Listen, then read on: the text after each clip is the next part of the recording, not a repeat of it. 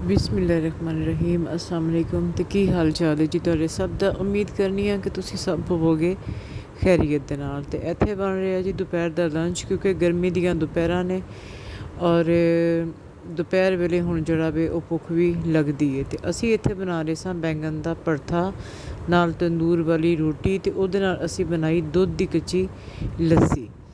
तो ये अज दोपहर का साडा खाना में।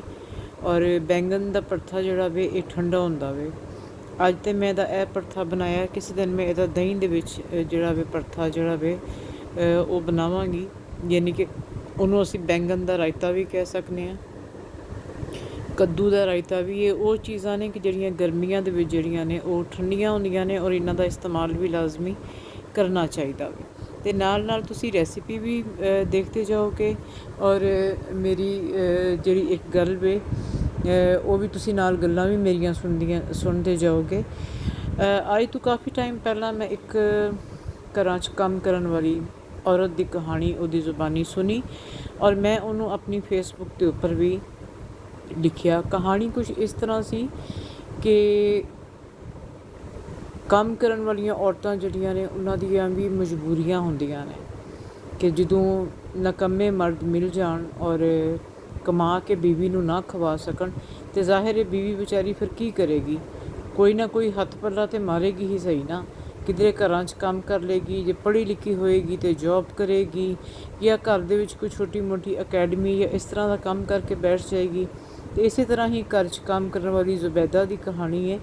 और जुबैदा एक दिन आई और वो बड़ा रो रही सी। उन्होंने पूछा कि की गल है। उन्हें कहा कि मेरा दिल ना बहुत परेशान है और मैं अपनी औलाद का बुरा तो कभी सोच भी नहीं सकती, तो मगर मैं अल्लाह की ज़ात ते हैरान हाँ कि अल्लाह जिहड़ा वे वो किस तरह बंदे नूं सबक सिखांदा वे। उन्हें कहा कि मेरा खामन जिहड़ा ना अक्सर मैनूं मारदा रहिंदा वे और मेरे पिछलियां नूं, मेरे मरे माँ बाप नूं गालियां कढ़नियां उहदियां रोज़ का मामूल बन चुका वे। जे उधरों हटदा है तो मैनूं तकलीफ देण वास्ते मेरियां भैणां नूं, भरावां नूं, उन्हां नूं गालां कढ़नियां शुरू कर दिंदा वे। मैं उन्होंने पूछा कि आखिरकार वजह की है, क्यों तेनों वो मारता है। उन्हें कहा बाजी जदों वो नहीं कमाएगा तो मैं कमा के जो लैके आनी हाँ घर की रोटी नूं टोरां या उन्होंने खर्चे देवां। मैं क्या वो नशा करदा? कहंदी नहीं, नशा नहीं करदा, उन्होंने जुए की लत है, वो जुआ खेलदा है और जुआ खेलन दे विच उन्हें घर का बेशतर समान जिहड़ा वे ना उन्होंने फरोख्त कर दिता कि मेरे जहेज़ च कहंदी है साडे लोकां वास्ते तो कीमती चीज़ां इहो ही हुंदियां ना, स्टील के बर्तन या जो बिस्तरे चार माँ ने बना के दिते सन या कोई मंजियां सन, उन्हें घर का समान बेचना शुरू करता। मैं लोगों के घर काम करने शुरू किए और 6 बच्चों नूं पालना मेरे वास्ते इन्ना मुश्किल सी कि मैनूं समझ नहीं सी आंदी मैं की करा। पर उस औरत की हिम्मत नूं मैं दाद देवांगी। उहदे मूँह च बार बार निकलदा सी कि शुक्र अल्हम्दुलिल्लाह कि अल्लाह ने मैनूं इन्नी हिम्मत दित्ती है कि मैं अपने बच्चे जिहड़े ने उन्हां नूं पाल सकनी हाँ। रिस्क मेरा मालिक खवा रहा वे और उन्हें जिस तरीके नाल लिखिया मैं उहदे च राजी हाँ, मगर मैं इस बंदे तो बहुत परेशान हाँ। कहंदी है कि आखिरकार मैं अपनी पूरी कोशिश करके अपने बच्चे पाले, मेरे बच्चे जवान हो गए, तो कहंदी है फिर भी मेरे खामन दियां उही आदतां सन। कहंदी मेरे बेटे देखते ने तो तिल मिलाते ने कि साडी माँ नूं मारदा क्यों है, गालां इन्नियां क्यों कढ़दा वे, घर दे वक्त विच हर वेले दंगा और फसाद दा जिहड़ा वे ना वो क्यों मौसम बनिया रहिंदा वे। तो कहंदी मैं बेटियां नूं भी चुप करांदी सां कि वो मेरा खामन है, मेरे सिर दा साईं है, मैनूं जो मर्जी कवे तुसी विच नहीं बोलोगे, तुसी औलाद हो, तुसी उहदे नाफरमान होवोगे।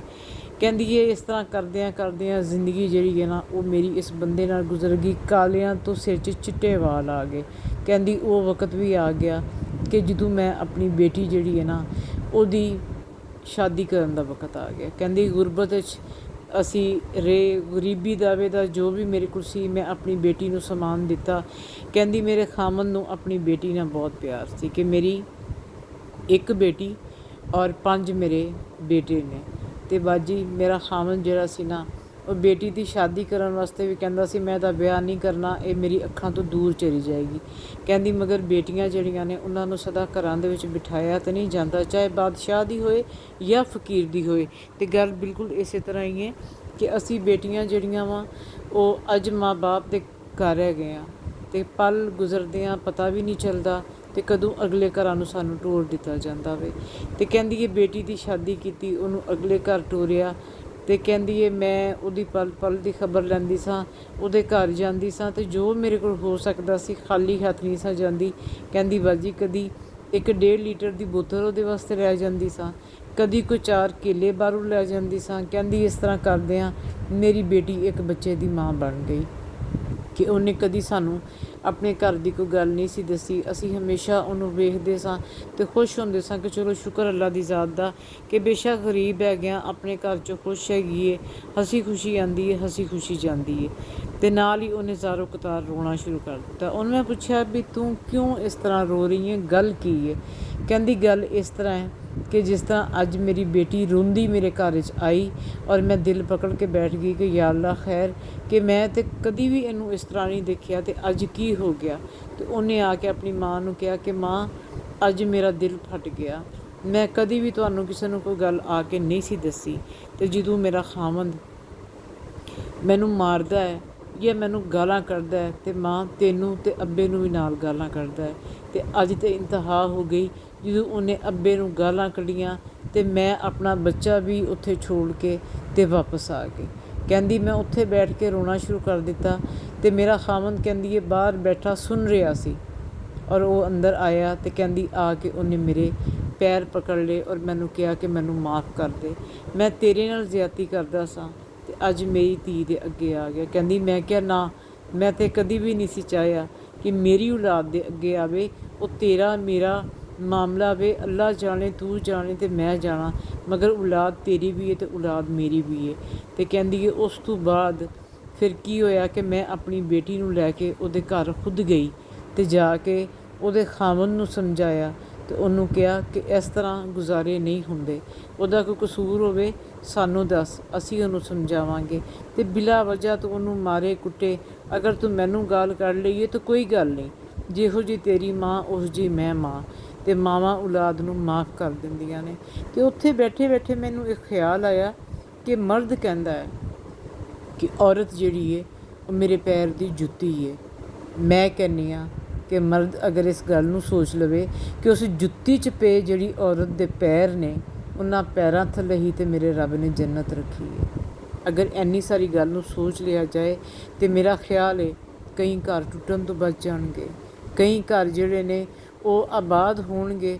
ਇਹੋ ਹੀ ਸੋਚ ਸੋਚ ਕੇ ਕਿ ਗਲਤੀਆਂ ਇਨਸਾਨਾਂ ਕੋਲ ਹੁੰਦੀਆਂ ਨੇ ਔਰ ਦਰਗੁਜ਼ਰ ਕਰਨਾ ਚਾਹੀਦਾ ਵੇ, ਮਾफ़ ਕਰ ਦੇਣਾ ਚਾਹੀਦਾ ਵੇ, ਨਾ ਕਿ ਗੱਲ ਨੂੰ ਇੰਨਾ ਤਵੀਲ ਕਰ ਦਿੱਤਾ ਜਾਏ, ਉਹਦੇ ਪਿਛਲਿਆਂ ਤੱਕ ਪਹੁੰਚਿਆ ਜਾਏ। ਔਰਤ ਜਿਹੜੀ ਹੈ ਨਾ, ਅੱਲਾ ਦੀ ਜ਼ਾਤ ਨੇ ਮਰਦ ਦੀ ਪਸਲੀ ਤੋਂ ਪੈਦਾ ਕੀਤੀ ਹੈ। ਔਰਤ ਕਹਿੰਦੇ ਨੇ ਥੋੜ੍ਹੀ ਟੇੜੀ ਹੁੰਦੀ ਹੈ ਅਤੇ ਉਹਨੂੰ ਪਿਆਰ ਔਰ ਮੁਹੱਬਤ ਨਾਲ ਸਮਝਾਇਆ ਜਾਏ ਅਤੇ ਉਹ ਸਮਝਦੀ ਹੈ। ਔਰ ਐਸੀਆਂ ਔਰਤਾਂ ਵੀ ਨੇ ਜਿਹੜੀਆਂ ਜ਼ੁਲਮ ਔਰ ਜਬਰ ਬਰਦਾਸ਼ਤ ਕਰਦਿਆਂ ਕਬਰਾਂ 'ਚ ਜਾ ਪੈਂਦੀਆਂ ਨੇ, ਮਗਰ ਆਪਣੀਆਂ ਮਿਸਾਲਾਂ ਛੋੜ ਜਾਂਦੀਆਂ ਨੇ। ਅਤੇ ਮੇਰਾ ਅੱਜ ਦੀ ਇਹ ਗੱਲ ਕਰਨ ਦਾ ਇਹੋ ਹੀ ਮਕਸਦ ਸੀ ਕਿ ਅਗਰ ਮੇਰੇ ਭਾਈ ਵੀ ਮੇਰੇ ਚੈਨਲ ਨੂੰ ਦੇਖਦੇ ਹੋਣਗੇ, ਇਹਨੂੰ ਸੁਣਦੇ ਹੋਣਗੇ, ਅਤੇ ਮੇਰੀ ਇੱਕ ਰਿਕੁਐਸਟ ਹੈ ਕਿ ਅਸੀਂ ਬੇਟੀਆਂ ਆਪਣੇ ਮਾਂ ਬਾਪ ਦੇ ਘਰ ਬੜੇ ਲਾਡਾਂ ਦੇ ਨਾਲ ਪਾਲੀਆਂ ਜਾਂਦੀਆਂ ਵਾ। ਜਿਸ ਤਰ੍ਹਾਂ ਤੁਹਾਨੂੰ ਆਪਣੀਆਂ ਬੇਟੀਆਂ ਪਿਆਰੀਆਂ ਹੁੰਦੀਆਂ ਨੇ, ਇਸ ਤਰ੍ਹਾਂ ਅਸੀਂ ਵੀ ਤਾਂ ਆਪਣੇ ਮਾਂ ਬਾਪ ਨੂੰ ਬੜੇ ਪਿਆਰੇ ਹੁੰਦੇ ਹਾਂ। ਮਾਂ ਬਾਪ ਤਾਂ ਕਦੀ ਵੀ ਆਪਣੇ ਬੱਚੇ ਨੂੰ ਜਾਂ ਬੱਚੀ ਨੂੰ ਜਿਹੜਾ ਵੀ ਉਹ ਤਕਲੀਫ ਆਉਣ ਦਾ ਸੋਚ ਵੀ ਨਹੀਂ ਸਕਦੇ। ਅਤੇ ਜਦੋਂ ਅਗਲੇ ਘਰ ਅਸੀਂ ਬੇਟੀਆਂ ਤੋਰਨੇ ਹਾਂ ਬੜੀਆਂ ਆਸਾਂ ਔਰ ਉਮੀਦਾਂ ਦੇ ਨਾਲ ਕਿ ਅਗਲੇ ਘਰ ਜਾਣਗੀਆਂ, ਆਪਣੇ ਘਰ ਖੁਸ਼ ਰਹਿਣ, ਆਬਾਦ ਰਹਿਣ, ਅਤੇ ਜਦੋਂ ਬੇਟੀ ਮਾਂ ਬਾਪ ਦੇ ਘਰ ਨਾਰਾਜ਼ ਹੋ ਕੇ ਆਉਂਦੀ ਹੈ ਅਤੇ ਇੱਕਦਮ ਦਿਲ ਡੁੱਬ ਜਾਂਦਾ ਵੇ। ਉਹ ਕਿਉਂ ਕਿ ਸ਼ੁਰੂਆਤ ਜਿਹੜੀ ਹੈ ਇਸ ਤਰ੍ਹਾਂ ਸ਼ੁਰੂ ਨਹੀਂ ਹੋਣੀ ਚਾਹੀਦੀ। ਇਹ ਸਾਥ ਨਿਕਾਹ ਦਾ ਬੰਧਨ ਇੱਕ ਐਸਾ ਬੰਧਨ ਹੁੰਦਾ ਵੇ ਕਿ ਅੱਲਾ ਦੀ ਜ਼ਾਤ ਦੋ ਅਣਜਾਣ ਦਿਲਾਂ ਨੂੰ ਆਪਸ ਦੇ ਵਿੱਚ ਜੋੜ ਦਿੰਦਾ ਵੇ। ਅਤੇ ਬਹੁਤ ਸਾਰੀਆਂ ਮਿਸਾਲਾਂ ਨੇ ਔਰ ਮੈਂ ਸਭ ਨੂੰ ਇਹ ਕਹਾਂਗੀ ਕਿ ਇੱਕ ਮਿਸਾਲ ਹਮੇਸ਼ਾ ਯਾਦ ਰੱਖੋ ਕਿ ਮੇਰੇ ਨਬੀ ਪਾਕ ਦੀ ਸੁਨਨਤ ਕੀ ਹੈ।